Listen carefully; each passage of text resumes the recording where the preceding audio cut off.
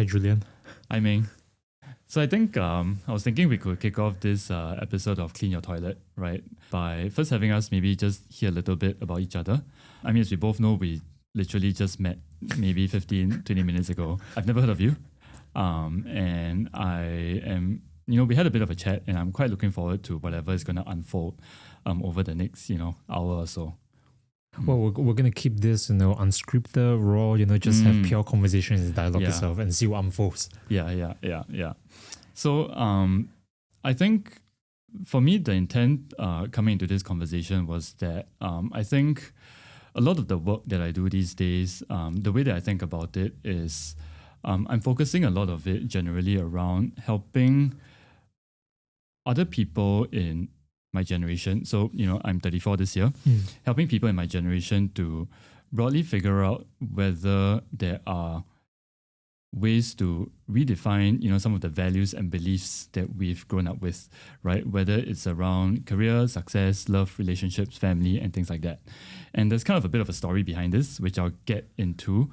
But what that looks like for me in terms of actual work that I do these days is that I run a media company called Rise Media. We cover a lot of content, mainly in the politics, culture, society space. We tend to focus on the slices of life that mainstream media don't tend to cover. People know us for being a little bit controversial, even though I don't really see it that way. I think having done this for close to 9 years now, it's more about, I think, calling to attention the things that people think but that sometimes are afraid to say, right? So sometimes these things are, subcultures that people don't know about. Sometimes these are perspectives or points of view that are maybe a little bit less popular. So I've been running Rise Media for around 9 years now. And I think a lot of what I do today is trying to find ways to deepen the impact of our work through mediums outside of content and storytelling. So primarily we publish content online and through social media. But these days we are running a lot more, events. We're organizing, community meetups, doing more engagements and things like that. Really trying to figure out how we can continue to do what we're good at, but outside of, storytelling and journalism. I'm also an ICF certified coach. So I've been coaching clients one-to-one for the past coming to a year now. And I'm also, going through my professional certification in the Enneagram. So for people who are familiar with the Enneagram as a personality typology, it's something that I'm also exploring right now. And on the side, I also I have a fractional role as part of this investment platform called Beansprout, where I lead content. So I think generally the way that I see how all of this comes together is that, for us to really redefine some of these values and beliefs, we need to be able to tackle them at different levels, right? So with my work in media with Rice and Beansprout, for example, a lot of these conversations are happening at a more conceptual, abstract level, right? In a way, trying to curate the conversations that we think are important and trying to shape culture that way. And then in the one-to-one work, I think that is where I am exploring more of my own interests in working with individuals, because I do feel that, for change to happen in society, we kind of need to bridge that collective change and the individual change, right? It doesn't happen in isolation, but in the interaction between the two. So I share all of this as kind of a segue into what I wanted to talk about today, which is that I think I've done a lot over the last 10 years of my career, right? And I think I've always been on this path where I felt the need to do more, to achieve, and never really quite thought about why these things were important to me, right? And the last few years have been interesting for me because I was running my media company up until 2021. I went through, certain personal life events, which we can get into later. But then I decided to take a break from Rice. And then I went to work for the government for 2 years. I was in this organization called Open Government Products, where I was doing leadership development and organization design work. So I did it for 2 years and was quite happy with the role, even though I felt that I was a little bit constrained. I felt like, I had a lot to offer, but the role really only demanded maybe like 30 to 40% of who I was. And I would have been quite happy to stay in that role, if not for the fact that I went through a divorce in early 2023. And I think with that came the, opportunity to really reflect on how I ended up at that point in my life, right? Because I didn't think that that was something that would happen. And, at one point, I actually sat down and asked myself, how did I end up in this situation? And as I was going through that journey, I think something interesting started to happen, which is that I started to meet a lot more people, mainly people in their late 20s to their early 40s, who were going through very similar events, right? Maybe it was not a divorce. Maybe it was, getting laid off from work. Maybe it was burning out. Maybe it was realizing that, important relationships in their lives are not working.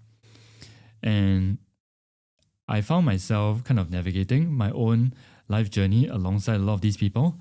And I started to observe some of these, themes emerging, right? A lot of them around sort of this feeling that there's something not quite right with how a lot of us were raised to think that we need to function a certain way, that we need to do things a certain way, we need to cope with them a certain way. And we don't question that until something happens, right? We think everything is fine until something breaks. And I suppose the question on my mind these days is, does it always need to be that way? Is there a way for us to maybe reshape some of our values, reshape workplaces, reshape our culture, such that people maybe find ways to connect better with who they are and what they want, while also, being able to have the kind of lives that they want. If they want to travel, be able to travel, raise their families, do that as well. I don't have the answer to all these questions. They still feel like very big, insurmountable questions to me. But I do feel that a lot of my work now revolves around this. And to me, I think at this stage, there's no separation. Whatever is the work that I do is very much the life that I want to live and the change that I'm trying to create. Yeah. So I was really hoping, we could dive into some of these things and see where that takes us. Thank you for sharing. So I guess, the first thing, I want to mention, is really why I started doing what I do. I totally agree with what you just shared about how, culturally, how can we influence or change some of this value system itself. And fundamentally, we have to realize that whatever we do, all these things are an extension of us. For example, if I start a business, the business is an extension of who I am. Okay, who create this culture? What are the rules around creating this culture? Why do we follow those cultures as though they are the fundamental objective reality when it is not? It was created by a group of people, or it was created with certain agendas by certain people itself. So to re-examine all these things, I always feel that it's important to go back to yourself. Because on one hand, you can realize that you're being put into a matrix where you're just operating based on what is given, what is supposed to be normal, versus, what are your true values? Your true values operate even if you're out of this whole culture. Let's say you're in a totally different environment or social context, but you're still able to act in accordance and live in accordance, in alignment to who you are and what you are. And I feel that, the whole understanding of self is really quite lacking in the society that we are in this country. So when we talk about yourself, people naturally identify themselves based on their jobs, based on the roles that they play, based on their identities. Sometimes people try to use their material stuff to flag out where they are at in their life. So luxury goods, brandings, they all form a part of that. But if you were to take out all these costumes, all these perceptions of who we are and what we are, which we call it the ego, what is left of you? And that's something that nobody can take away from. Because if you did your life work and you live your life in accordance with that, who can say that you didn't? Because if today were to be the last day of your life, you know that you can say that you live a worthwhile life. But the problem is people can't do that. But yet they are not pursuing the answer. Then what's next? A crisis.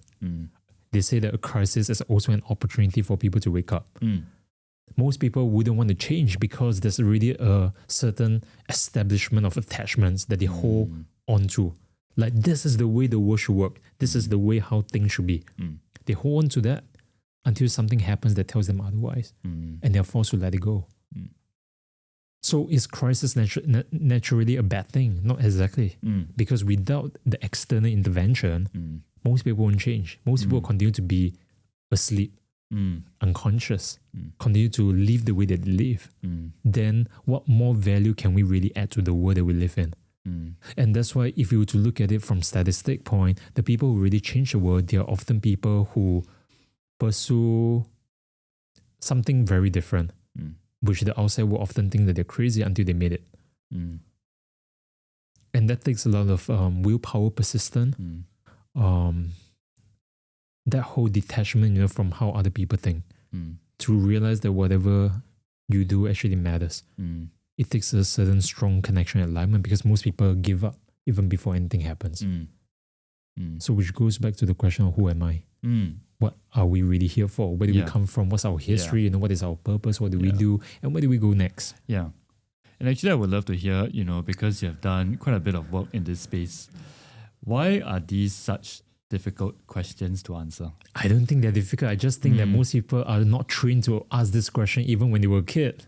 So it's funny how all these questions sound so fundamental because it's not like exaggerated English or vocabulary that's being used, but all these are fundamental questions that as a child we should be asking ourselves.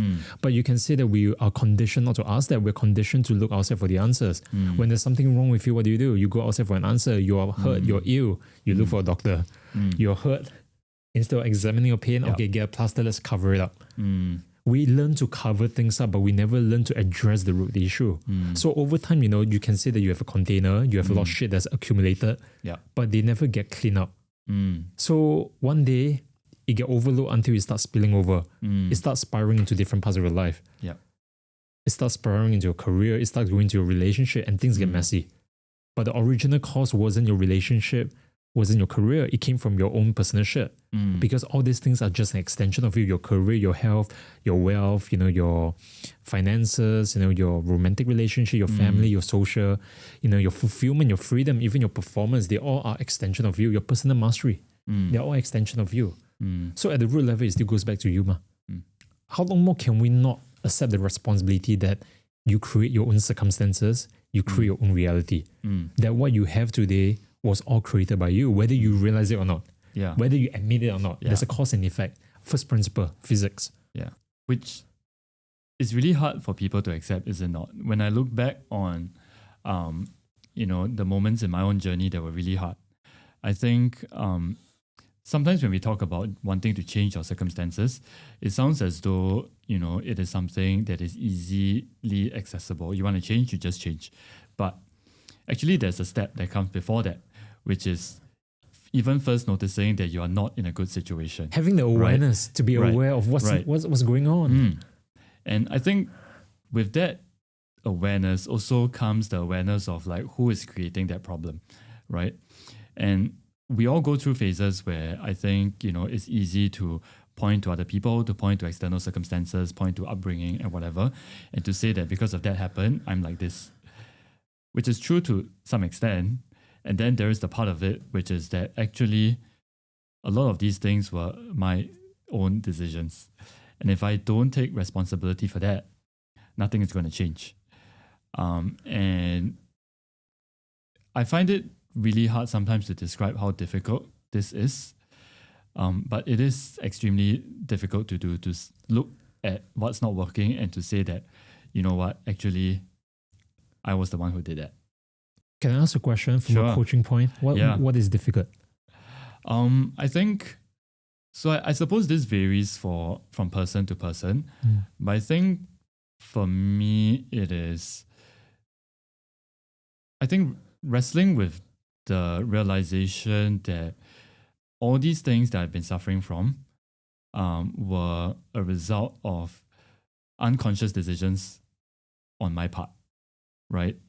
And then wondering, why would I do something like that to myself, right? Why would I want to, make a series of decisions that will result in me losing the person I love, right? So I talked about, getting divorced in early 2023. Sure, I can talk about, my partner did this, did that, but also I did this and that and a lot of other things, right? And I can decide that I'm just going to blame the other person, or I can decide, actually, do I want to, confront the reality of some of these things, which is that, actually I'm fully responsible for those things. And then once you realize that, I think for me, it was then thinking, do I hate myself or what? Why would I do this to myself? And I think this is where it gets a little bit more challenging to untangle. Because then I think for me, I had to trace a lot of these things back to, what are some of the fundamental beliefs that are underlying these things. And a lot of the work that I've had to do with myself is, and when I first realized this, I found it very cringy, right? I was like, what are these terms that sound, so fluffy and whatever. But for me, it all came back to self-love and self-compassion, right? And realizing that if I don't fundamentally think that I'm deserving of, for example, good things in my life, I will somehow find ways to create situations that continue to reinforce that narrative. I think that is where the realization of these patterns or cycles or whatever comes with kind of like a certain amount of grief, right? And realizing that, that was a version of who I was that created those things. And I've been operating that way for the last 30 years. And it can almost feel like I wasted those 30 years because I was operating that way. And there is, quite a bit of grief that comes with that. And we're not even talking about change yet, right? We're still talking about processing, awareness, and coming to realize that, it is possible to create, the circumstances for your own suffering. I mean, does that resonate with your own experiences? Oh, it definitely does. Yeah. Actually, Julian, I just wanted to ask you a question. Yeah. Have you forgiven yourself for whatever that happened? Oh, for sure. Yeah, I think it's easy for me to talk about these things today, and to me, a lot of these things are funny, not in the sense that it's a joke, but I feel it's become a lot more possible to have a healthy amount of humor. To just be like, silly me, I thought I wanted love, validation, material success, whatever, and therefore I did those things. And I think with that forgiveness, I think has come a certain amount of humor and realizing that, okay lah, I guess I just didn't know better. And now I'm figuring it out. Yeah. Thank you. Thank you for having so humility, sharing something so personal to you. Because most people, especially in the world that we live in, most people are trying to cover it up. Don't talk about any of that kind of stuff. Things that matters. Yeah. Yeah. You speak about it because it matters. And we want to create an environment where people are more open to sharing their own truth. Rather than trying to fluff it up, in the way that is accommodating and accepting by the societal constructs. Yeah. Yeah. I think one of the things that I've realized over the last couple of years is that, on one hand, working in the media and creative space, we do work that's very public. And I think for a lot of us who do this work, there's always kind of this tension between I want my work to be seen, but I don't want to be seen, right? And for me to sit here and talk to you about this in front of 3 cameras is very weird for me, because I think one of the fundamental beliefs that I always had is your work speaks for yourself, right? let me create a media company. We cover stories about interesting things that happen in Singapore. We, put out commentary pieces, analysis, and all of that, and that speaks for itself. Where I now find myself sort of shifting into in this season of my life is that realizing that we cannot talk about what's happening at a societal level without confronting what is also happening at an individual level, right? To see that, all of these things are connected. So if I want these things to change for the better, I think one of the steps towards that is to share my experience, right? And to help others to see that, whatever it is that they're going through or navigating, it is a universal life experience, right? And to me, I don't think like anything about this is courageous. I feel it is important. And kind of like, if I can do this, then why would I not do it? I think that's where I'm coming from a lot more these days. It's interesting, isn't it? If we work on ourselves, we change, we naturally change our environment, our field. Even people, the way they respond and act in accordance to the work itself, will also be different. Yeah. So I think a lot of people have the grand idea that we have to change somebody else, we have to change the world. But we don't realize that the world that needs to be changed is ours. Because we create that reality. Yeah. It comes from us. Life doesn't come at us or against us. Life comes from us. Yeah. I want to tell you an interesting story. Tell me. So, in the early days of running Rise Media, we grew very quickly as a company, right? At one point, when we first started, it was, Mark, my co-founder, and myself, two of us in a server room in his parents' office, in an industrial estate. And within a year and a half, we were hiring people, we were, onboarding commercial clients, we were moving into a new office and things like that. It went very quickly from, we were having fun, just doing whatever we wanted, to suddenly growing a team, having to make money and things like that. And it started to get difficult, right? As these things do, as growth sometimes can be. There's more money on the table, more people to manage, things like that. It got to a point where I lost sight of the fact that I started doing this because it was fun and important. And I found myself in this space where I was feeling like, why is it that everyone is so difficult to work with? Why does my team keep asking me for things? Why do people not understand what I'm trying to do? Why do I have to start working such long hours and things like that? And one of the really small ways in which I did not notice I was expressing this was, I would come to the office for work in the morning and I wouldn't greet people. I would just sit down at my desk and I would just do my work. And I think I always had kind of this energy of like heaviness around me.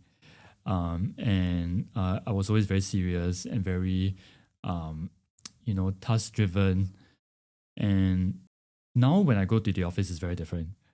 I say good morning to people. I engage in small talk. I want to know what's happening, And I bring this up because I notice how different that is and the kind of impact that has on the people around me.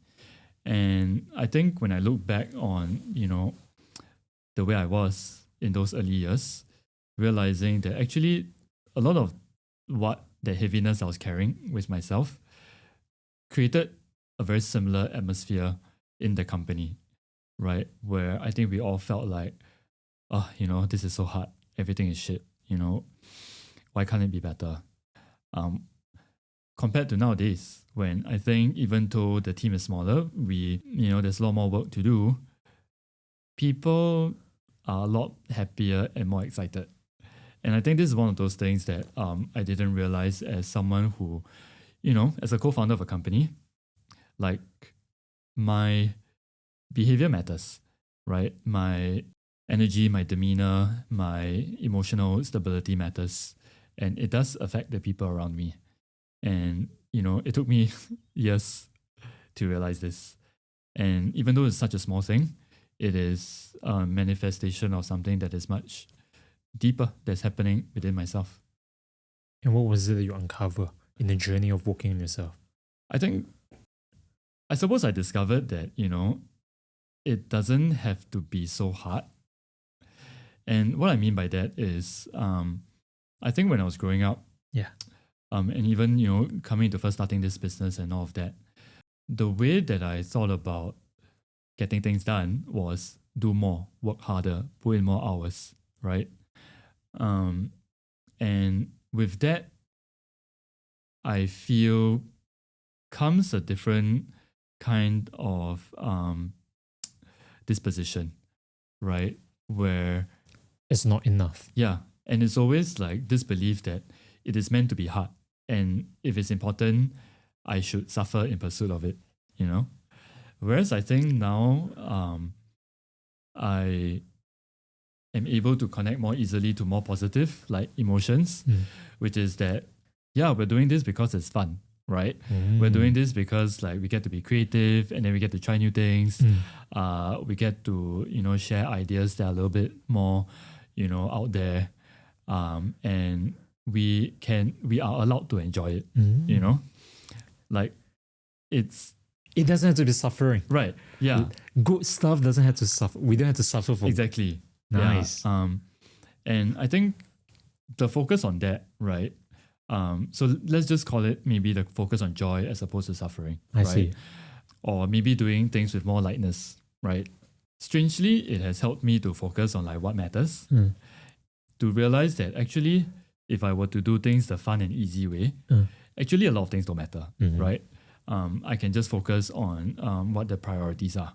And it becomes easier to have clarity on that, right? It becomes easier to be less perfectionist about things and to recognize when something is good enough. And, it's done, Let's just get it out there and then we do the next thing. So that's been a big one for me. Jules, can I ask you a question? What was behind that whole addiction of suffering? What was behind the whole addiction of suffering? Yeah. For me, it was this underlying belief that I think I wanted to feel like I could take more suffering than anyone else. I think a lot of my identity was tied to that. Like I can work harder than other people, I can take more suffering than other people. And I can do it in a way that other people can't. And I think I think the addiction to suffering is also the attachment to what I had kind of built my you feel identity. like a trophy thing, isn't it? Like, I can take more. Right. Let's challenge. Let's be in a competition. Who can take more? Yeah. Got it. Yeah.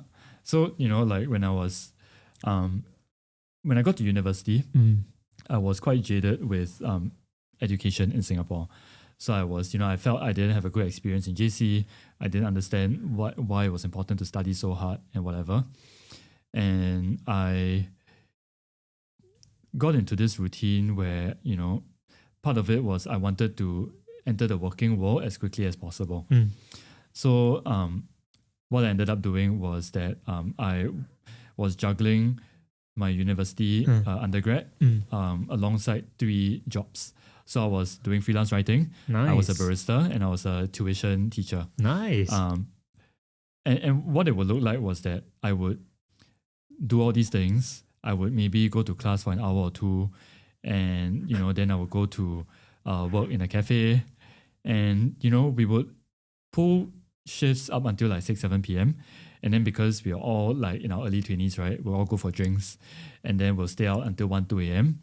And then I'll go home and repeat the whole cycle at 7 a.m. the next day. And I think, to be honest, it was very fun, right? It was very exciting. It felt like a lot of things were happening. And in a way, it became a very romantic sort of notion of what I felt my life could be.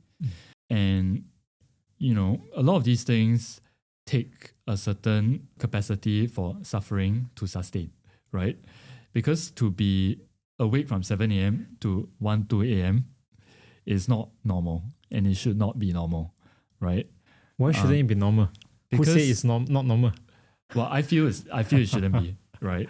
Comparing with the peers lah. I mean, like, entering my 30s, one of the things that I'm realizing is how important sleep is to me. I see. And realizing that when I have 8 to 9 hours of sleep, everything is better.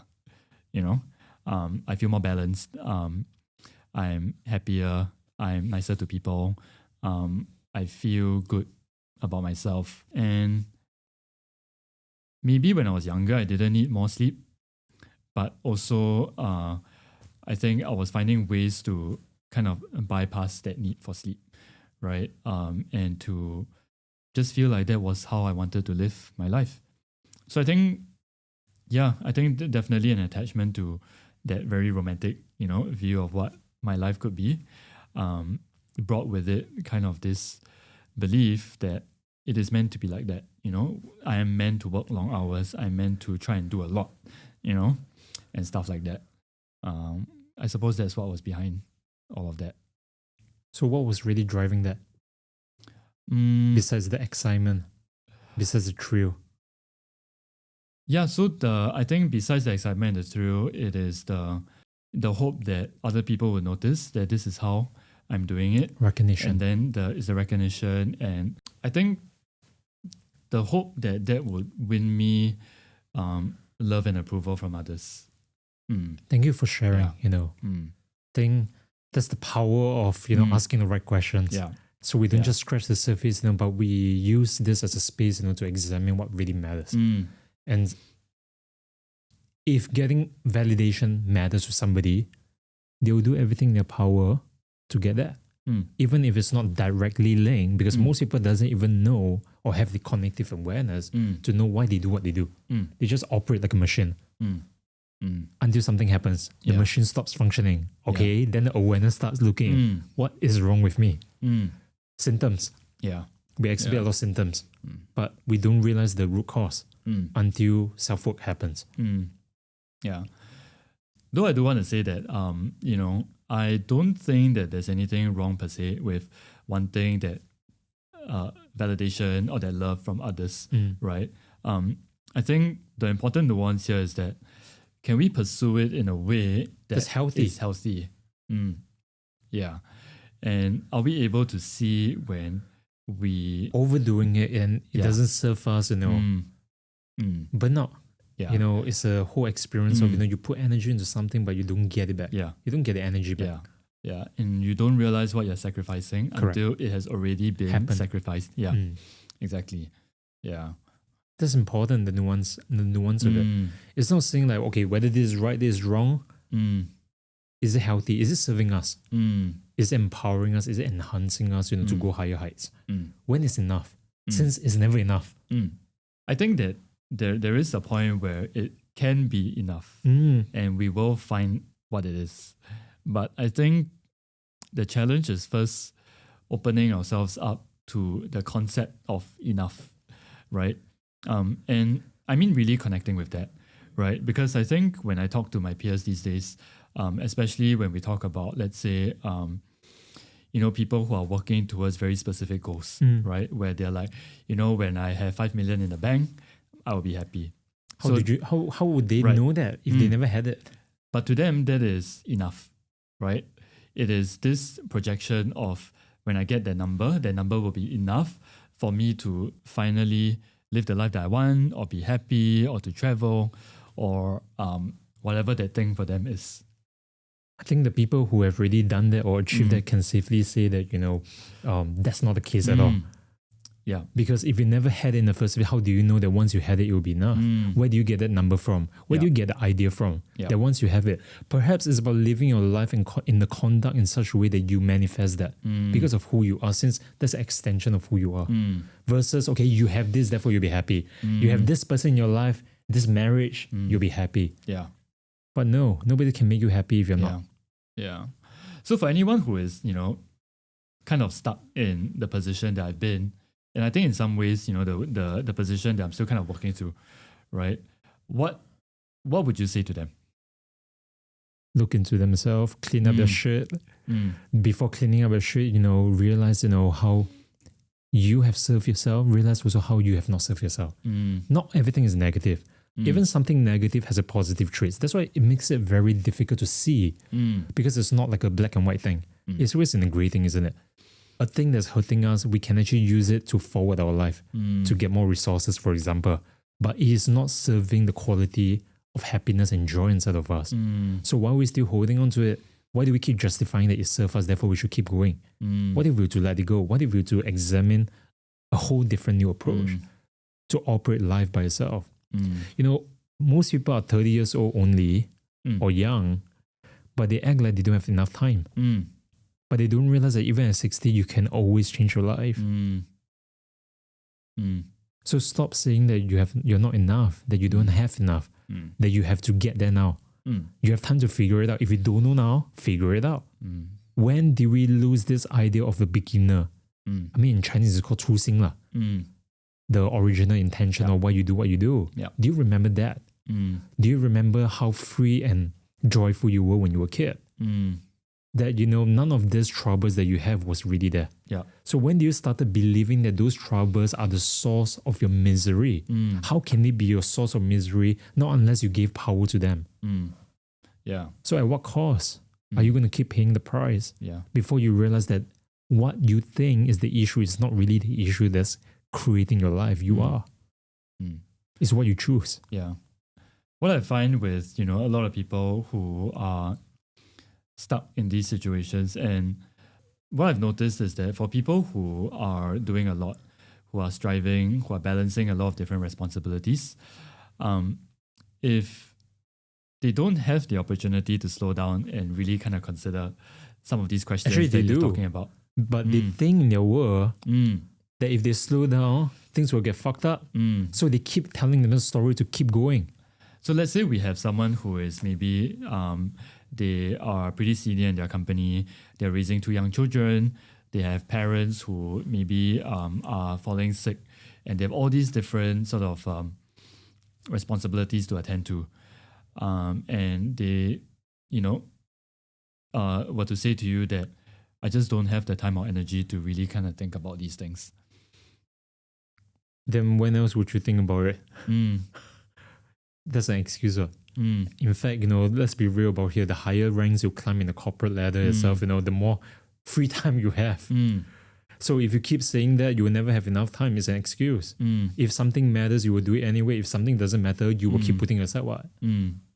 So what do you think is happening within the person it's avoidant. When they are making these it's avoidant. excuses? It's an avoidant. So why do people avoid something? Chances are because there's something really down there and it's really a pinpoint. And they don't believe that, fundamentally there's a disbelief that they can solve it. So they start quantifying with time and energy. If I look into this, it will take a lot of time, it will take a lot of energy, which is rubbish. It's all made up. It's a deception that we tell ourselves so that we don't have to deal with our shit. Sometimes even a 20 years issue can be solved in an hour. You're saying that you can't even make an hour for yourself. Then it means that you don't have any commitment with yourself. And if you can't even commit 1 hour to anything, to yourself, forget about trying to change anything because you're not going to do it properly anyway. So why do you think we don't want to deal with our shit? I can't really speak for others, but in my experience working on people, sometimes, you know, there's a disbelief that they can't solve the issue. There's a disbelief that if they can't solve the issue, nobody can solve it. There's a disbelief that, or a denial that the issue is there. But if we avoid something, it means something is there. Because when we run away, when we chase after something, we're running away from something. What are we running away from? Why do we need to chase after something in the first place? If something is meant for you, it will come to you. If you're centered with who you are. If you chase something, what are you running away from? That would be the question I ask. I think there was a quote, you know, that says the 2 most important days of your life is the day when you were born and the day you find out why. And behind the why is really what are you running away from? What are you chasing after? I think for maybe a culture and society like Singapore where we tend to be very rational and logical and intellectual about these things. I think some of what you're describing sometimes perhaps could sound like, so then should I just stop doing things? Should I not do anything at all? But why is that even an option? Why is it always an either or thing? That if you do this, it will compromise on this. Why can't you have it all? Yeah. Why can't you figure a system way? Since you claim that you're logical and you're intellectual, why can't you examine that there's a loophole in the way that you think? That is not really logical, it's based on emotions. We like to think that we are logical, but we are not. We operate based on emotions, your past experiences that inform you of what you should do and what you should not do, because you might have lost something or you have gained something along the way. That's a reaction. That's not really a response. Right. Whereas what I'm asking is for us to be responsible for our reality, the ability to be responding. If you have an issue that's bugging you, deal with it once and for all. Why let it persist to create more suffering? All it takes is to remove the poison. That's it. Yeah. I suppose speaking from experience, I think sometimes it's, when you have been suffering for long enough. And you're used to it. Yeah. It becomes it's just the weather, right? It's just, the furniture in your room, and it is hard to imagine that furniture not being there. And we can get used to our suffering, even though it sounds very strange to say. That's what most people are, man. That's why they decide not to do something about it, because it's already been there for so long. Yeah. How would I live if it's not there anymore? Coping mechanism. Yeah. Built around those things. Yeah. And sort of like the formula where I only have all these things that I do because I'm willing to suffer for it. And the only way to do it is that, Wow, that's a big fallacy. Yeah. Why don't we step back and ask ourselves this question? Could that be a better way to do things? Yeah. Could we suffer less and get more in our life? Yeah. What if our suffering is also the very thing that stops us from achieving our pinnacle? Yeah. So why can't we let go? What's the attachment really on that you're holding on to it? What would you lose if you really let go? Yeah. The person you're losing is you now. Yeah. So something that I find myself, asking people a lot these days is, just a very simple question around, like, do you think it can be different? And I'm not saying that if you're unhappy, you need to change everything overnight. But I think it just needs to start with asking, can it be different? Can we do it differently? Yeah. Can we respond differently? Can we stop reacting, and can we stop our default direction? Because we do things in a default way without thinking, Yeah. And I think sometimes, like the other day I was talking to a friend. We were just talking about relationships in general. And, talking about how sometimes within a relationship dynamic, you get to a point where you just accept that the other person is just like that, and that the other person is not going to change or whatever. And we get stuck in those patterns because we stop asking, can it be different? Right? And it can seem like an impossible question to answer. I mean, really, if we look at it, why can't things be different if change is constant? The only thing that's stopping change is ourselves because of our attachment that we're holding dearly to. Or sometimes, it's a whole, like you say, the case that you just presented, it comes from a state of resignation. That you believe the person can't change because maybe you try a lot of ways, but it just doesn't work out. But it means that two people must be willing to work on it themselves before coming to a relationship. Since a relationship is not an addition equation whereby you're looking for somebody else to complete you, but it's a multiplication factor where your shit multiplies with another person's shit, your good also multiply with each other as well.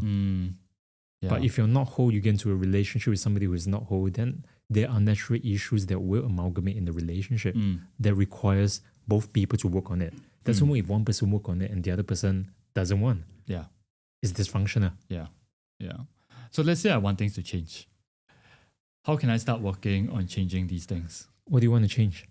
Let's say for people, let's say someone who is in a similar position as I was, who wants to work in a way that's more relaxed, or they want to have better relationships, or they want to figure out their purpose in life. How can they approach that process? Wow, this is a big question because for different people, it's different. Sure. There are so many mediums out there. Okay. So I really think that the first thing, of course, since you're a coach, the first important thing is to ask the right questions. Yeah. Okay. Most people ask looping questions. They have been asking the same question again and again and again. It's not like they are asking for the same time. Work with a coach, work with somebody from an external point who can give you more insight to your blind spots. The reason why you keep asking yourself the same question because you're still operating at the same level of consciousness. And you can see a way out if you move to a different level of consciousness. When we are becoming aware of our blind spots, we don't see the world for who we are and what we are. We see the world for what we are. We don't see the world for what the world is. So oftentimes we carry these filters. That's why we can't see the blind spots. So sometimes it's about taking a step back and to just surrender and let go. But when we start holding on to an idea that we believe that it must be this way, you already cancel yourself opportunities and pathway to get to the root of it and to get to a destination you want to be. So process of inquiry becomes important and realize that we are not logical. We have many fallacies. Just like dogs have furs, cats have furs, but dog is not equal to cat. Now, when I make it like that, it's very straightforward because there's a picture of how a dog looks like and a picture of how a cat looks like. But what we don't realize is on a daily basis, we tend to collapse things. We tend to lump things together by association, thinking that they're the same thing. So as a result of that, you can't even identify the real problem because you're often seeing the symptoms playing out. And then it becomes problematic if you think the symptom is a problem. Symptoms are symptoms. What's underlying it? So you have an addiction issue. What's really behind the addiction? Addiction is not the issue. What's really behind the addiction? What was it that you couldn't have that you're using the addiction to fulfill you? What is it that you're holding on to? What is it that you didn't get as you were growing up? What was the connection behind that connection that you're desiring? What's the lack of connection down there? That you're using all this, addiction itself to fill it up. But that's why it's never enough because that wasn't the thing that was missing. You're using a pain relief to ease yourself from the pain that you're in. But what's really behind the pain, the source of the pain? So that takes quite a bit of work. Sad to say, okay, so from an inner work perspective, it's almost not possible for you to figure that out by yourself at first, not unless you're built to have that awareness to see that. And that takes a lot of cultivation work that should have started even when you were young. When you were young, you were told that, okay, you do well in school, you'll get a better life. But clearly that's not the case because doing well in life has nothing to do with how well you do in school. And that's why there were people, who did well in school, but the moment they came into the outside world, they can't cope. How come everything it doesn't work the same way? So what do? You adapt to it or you just get sung. And then when you get sung, you have to brace the hit. But when you brace the hit, you're in a locked position, you're in a frozen state. So you can't really move, you just sing. Just sink deeper and deeper and deeper and deeper into that whole shithole that you built. So can we forgive ourselves for whatever that we did right or the things that we couldn't do right? Can we take more responsibility for the choices that we make, for the things that we have done and for the things that we did not do that led to where we are today? Can we be accountable to ourselves and the people around us for what we did and what we did not do? Most people, first thing is, not my problem, somebody else is a problem. There's always a blame. There's always a shifting transference of ownership. And that's why they don't learn the lessons and they keep repeating their own suffering. They keep attracting the same kind of people in their life. But how do you know that you got out of something when your external reality starts shifting because inside of you shift? So that's the power of inner work. So we're not talking about fluff or intangible stuff. In fact, this intangible stuff can be grasped. It's pretty tangible. But most people doesn't see the importance of that because in their way, they can't grasp it. I mean, Gucci bag, they can grasp, right? You buy, you get it right away. You can feel solid, it. It's right? There. You don't go to people and say, I believe I'm wearing spectacles. I believe I'm wearing a shirt because you know for sure it's there. But when it comes to your inner work, your changes, transformation that you receive in your life, how do you quantify that? How do you ground it? How do you apply that into your physical reality? There's a gap, translation gap. But that doesn't mean that the work that you did is wasted. It's the translation that needs more work on. So there's something that I wanted to also, talk more about, which is like, what can we expect to happen once we start seeing that change? And the reason why I asked this is because, like I was recently working with a client where, he was working up to having this really important conversation in his life. And he had this hope that once that conversation was done, everything would suddenly be different and better and transform. And we were discussing quite a bit about what that process is versus what he thinks it is. Where I think sometimes there is the expectation that I've done this, now everything should be different. But often that's not the case. And there's actually a process that unfolds following that. Like a butterfly effect. Yeah. What's the question? So what can one expect once, let's say they've gone through this process of inquiry. Let go of all expectations. Let go of how you think things will work. Because the moment you're fixated, you're only gunning after that one thing. But you're not open to how things will unfold. So it's still in your head. Whereas the unfolding opens up so much possibilities that it was never accessible or available to you. But the moment you fixate something, you only see that one thing, that's all you want, but you fail to see everything else. You fail to see that you're growing a garden of roses. Just because you're so caught up in that one tree, that you want that one tree. You're so obsessed about it. When you're looking in one direction, you're not seeing what's happening. Yeah, so take a step back, observe, chill, surrender and dance.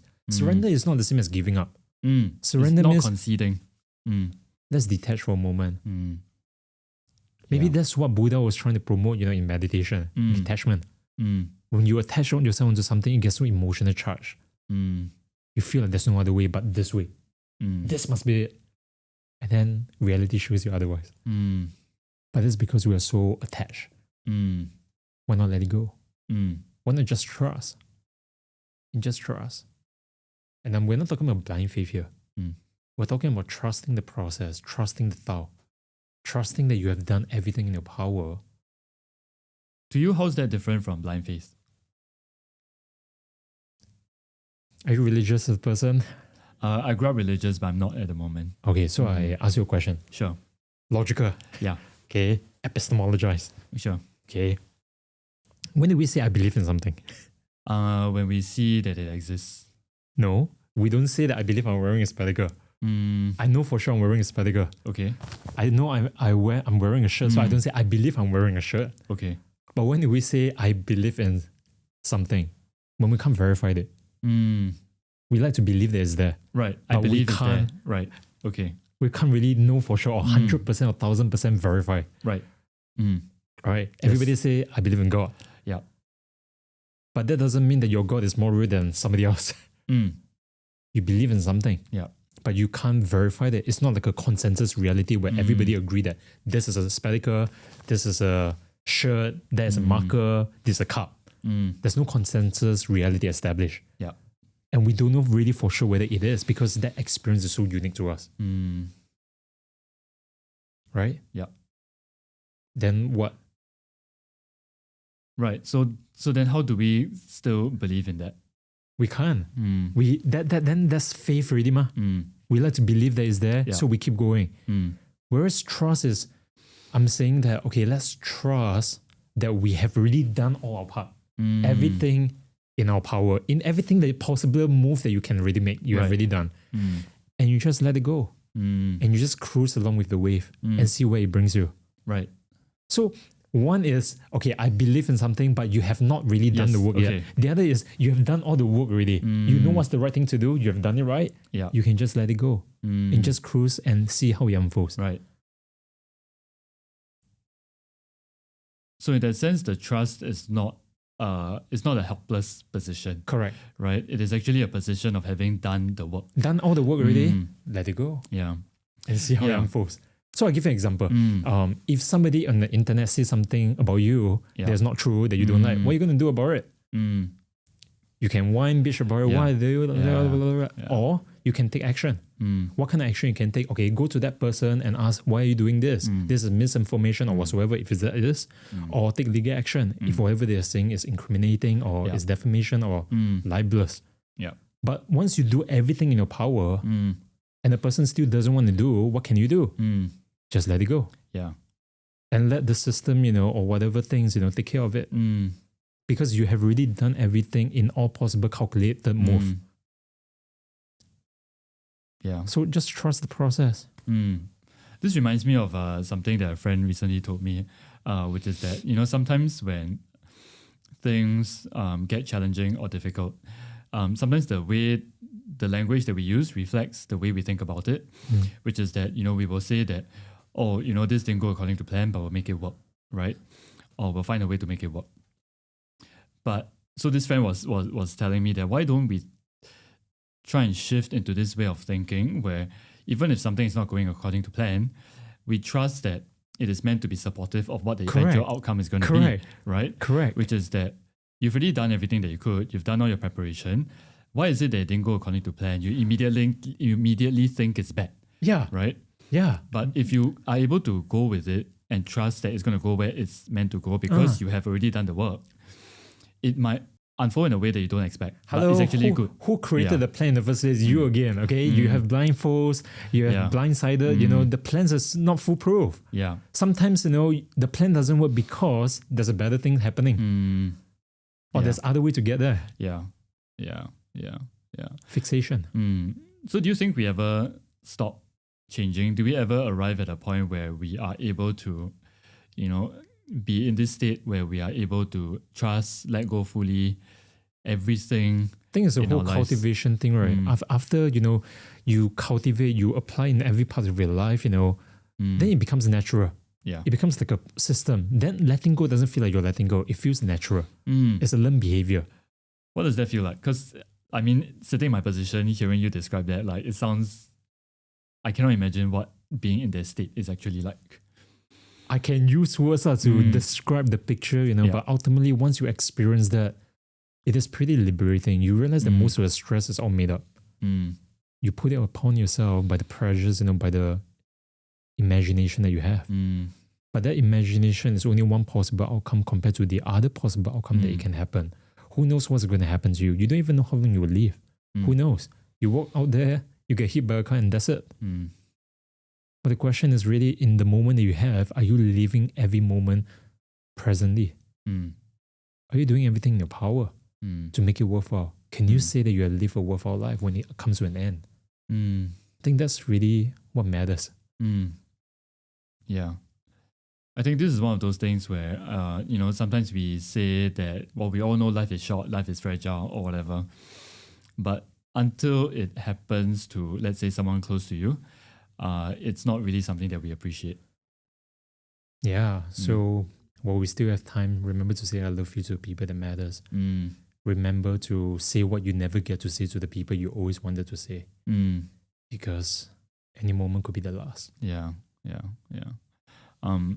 So I think actually that's quite a nice point to maybe conclude this conversation. Your timing is perfect. Yeah. Because you just hit the 1 hour mark. Oh, really? Yeah. Okay. Now I was just thinking about what was it that we came here wanting to talk about? And I was feeling like, it feels about there, right? But is there anything else that has been surfacing for you that you feel, is you would like to say? Hey, I just want to ask a question. It sounds like a very silly question. Sure. Rise Media and Rise Communications are two different companies, Different. right? Yeah, Rise Comms is a PR company. I see. Our logos look a little bit similar. I see. So sometimes we get confused for each other. Oh, that was the thing that I was thinking about when you say you were from Rise Media, because you didn't tell me any of that. Right. You just told me that, you run the media company, Yeah.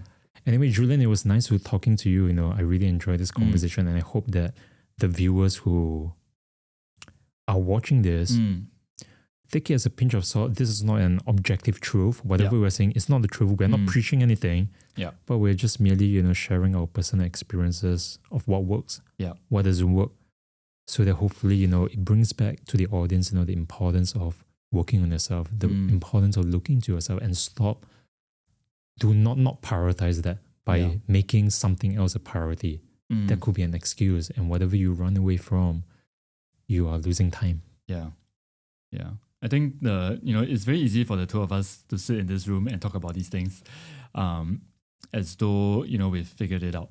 But I think we live by it. That's why we can talk about our life experiences. Yeah.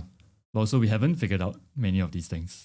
And I think we cannot speak for all the people who might be listening to this. You know, all their situations are different. You know, they've had different experiences and things like that. But I think I think what I can say is that having worked with quite a lot of people, if there's anything that I've noticed is that, you know, you don't always have to change big things overnight.